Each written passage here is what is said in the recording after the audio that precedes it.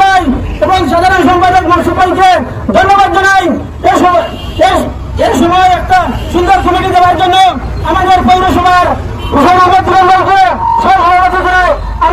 পৌরসভার পক্ষ থেকে এবং পক্ষ থেকে আন্তরিক শুভেচ্ছা এবং তারই সাথে সাথে আমরা আজকে আনন্দ মিছিল করেছি। আনন্দ মিছিলের যে সকল নেতা কর্মী এসেছেন, আমার সহকর্মী সংযুক্ত বাইরে এসেছেন, আমরা বিয়ানীবাজার বিগত 15 থেকে 16 বছর আমরা গুম নির্যাতনের শিকার হয়েছি। তাই আমরা এখন আমরা মুক্ত, আমরা স্বাধীনভাবে চলাফেরা করতে পারবো, স্বাধীনভাবে পৌরসভায় আমরা আনন্দ মিছিল করতে পারবো, উল্লাস করতে পারবো।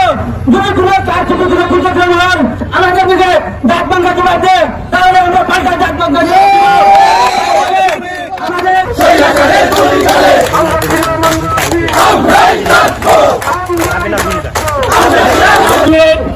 আজকের আনন্দ মিছিল পরবর্তী পথসভার আমার সম্মুখে উপস্থিত নেতৃবৃন্দ, আসসালামু আলাইকুম।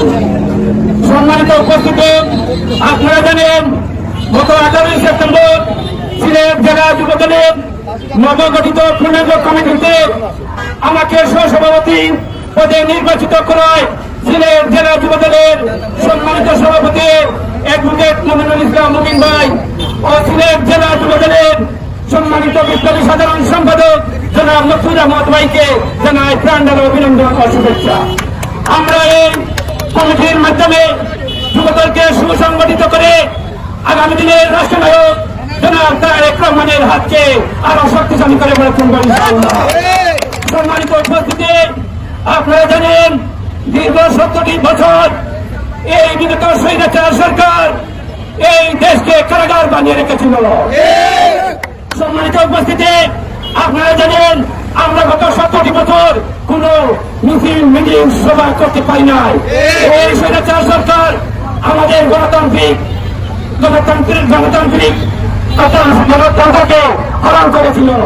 সম্মানিত উপস্থিতি, আপনারা জানেন আমাদের অনেক নেতা কর্মীদের বিরুদ্ধে মিথ্যা মামলা খুন করে রেখেছিল। আমরা স্বাধীনভাবে কথা বলতে পারি না। আমাদের অনেক নেতা কর্মীর বিরুদ্ধে মামলা রয়েছে, তারা হাজিরা দিতেছে।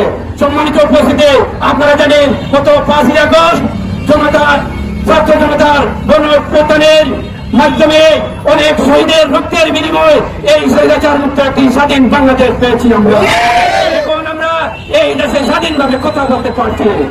ইনশাআল্লাহ আগামী দিনে আমরা স্বাধীনভাবে একটি জাতীয় নির্বাচন অনুষ্ঠিত হবে।